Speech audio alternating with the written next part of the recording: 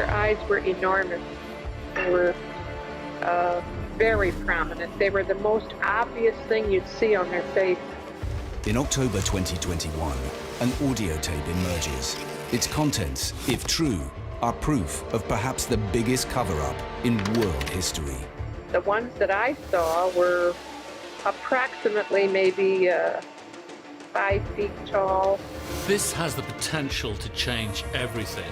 If this is real, this is the smoking gun. It proves everything. Aliens, the crash, the cover-up, it goes right to the top. The female voice on the tape claims to be that of the former personal assistant to world-famous scientist Albert Einstein. And in minute detail, she describes the day she and her boss came face-to-face with the crash at Roswell. If the world's most intelligent man, most brilliant physicist, has seen aliens, then we need to start preparing. Roswell. It's the biggest and strangest UFO mystery of all.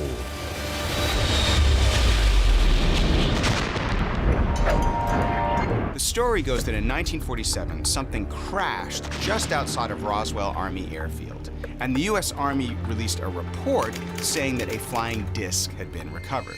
And very quickly they retract that statement and say it's a weather balloon that crashed. So rest assured, that strange saucer-like object was probably only an optical illusion, actually a stratospheric weather balloon.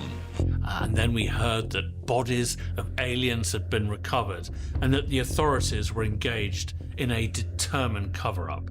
By the early 1990s, speculation around the crash was at fever pitch, and the authorities were pressured into making a statement.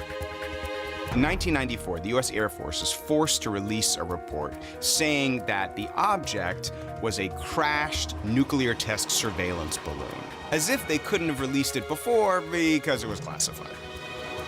With these rumors circulating that alien bodies had been recovered from the crash site, the authorities react in a very odd way. They say, yes, there are things that look like bodies, but they're crash test dummies that have been dropped from high altitude. Well, far from scotching the rumors, that only fuels them even more. The government's story has changed time after time. Well, that is very suspicious. The person speaking on the newly released tape makes it crystal clear that Roswell was a real encounter with a crashed UFO and its very peculiar occupants. Did they seem repelled by our appearance since they looked so different? Oh, they thought we were very odd. The audio tape purports to be an interview with Dr. Shirley Wright. She claims she was the assistant to the man who put forward the theory of relativity and arguably the architect of the modern world, Albert Einstein. The recording, made in 1993, describes Dr. Wright accompanying the world-famous physicist to inspect the Roswell crash, almost immediately after it's happened. Albert Einstein was the greatest physicist of all time. His theory of relativity and his work on quantum mechanics laid the foundations for all modern physics. So, if a major scientific event happened, it'd make sense for the US government to call on the world's preeminent physicist to investigate. But nothing about his alleged visit was ever made public, until the appearance of the mysterious Shirley Wright tape. The voice on the tape claims that she and Einstein were taken to the site, that they were ushered into a hangar, and within that hangar was some kind of alien craft, the likes of which had never been seen on Earth. The description on the tape is extremely specific. She says it was a disc-shaped object, slightly concave in structure. The size of this object was immense. She said that it was fully 1/4 the height of the hangar. And seemed to be made out of a material completely unknown to science. On the tape, Dr. Shirley Wright says that at a distance, the ship, in her own words, seemed to be made from a rather reflective material, but that when they got up close, It was rather dull. She says this made the team particularly curious. But beyond the ship lay the bodies. So the ship is one thing, but then you have the aliens themselves. And she claims that Einstein and she were allowed to look at them. How many were there originally?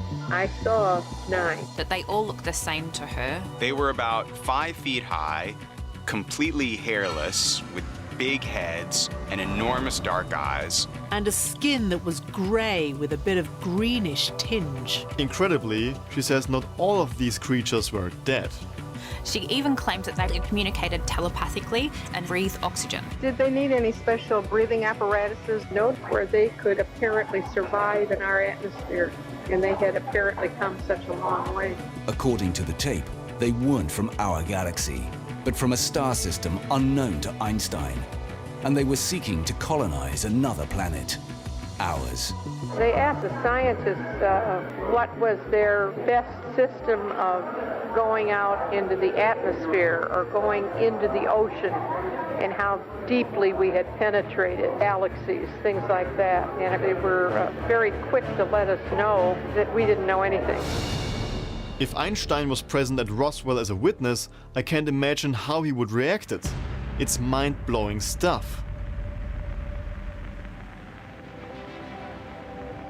If this incredibly detailed story is true, it indicates that some kind of unknown craft containing non-human occupants crashed in New Mexico in 1947, and that the US government has covered up the truth about it for 75 years. Have we come across any wreckage of any kind of object that has now been examined by you? The UAP task force doesn't have any wreckage that isn't explainable, that isn't consistent with being of terrestrial origin. Perhaps one of the reasons why people are very loathsome to talk about potential crash and crash retrievals, because by necessity you have to ask the next question, which is, was it occupied? And if it was, then what did they look like? Where were they from? Did we communicate, right? And all these other Pandora box questions that are going to happen very quickly within seconds of admitting that there was a crash. The formal position I have to take is I really can't tell you much about it because I wasn't there. The informal position I can take is that Roswell happened. Whatever it was, it happened. There was an event. There was a quick reaction force, if you will, or rapid deployment of troops to secure the area. Debris was recovered, whatever that debris was, and research and analysis was done. But can we trust this taped account of Dr. Shirley Wright? This interview was recorded 50 years after the alleged event. And she would have been only 19 at the time that this happened. Also, no other accounts anywhere near this have come out. So you really have to wonder, is this real?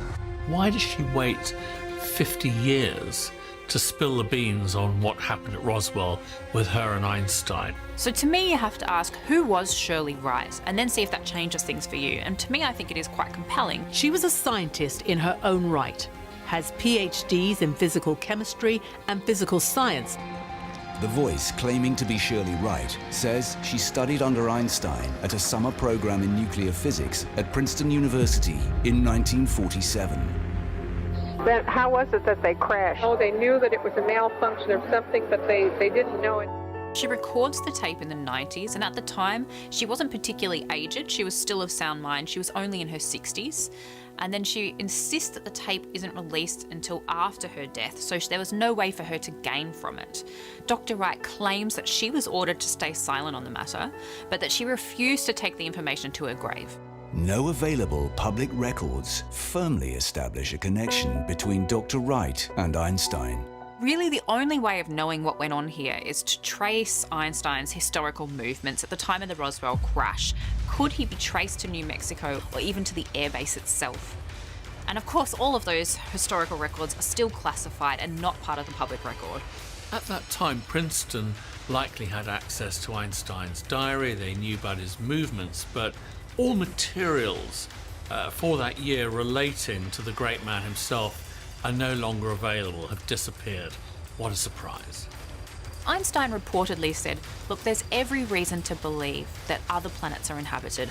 Why should Earth be the only planet sustaining life? We're not singular in any other regard. Did Einstein know something that we don't? Did he know what went down at Roswell?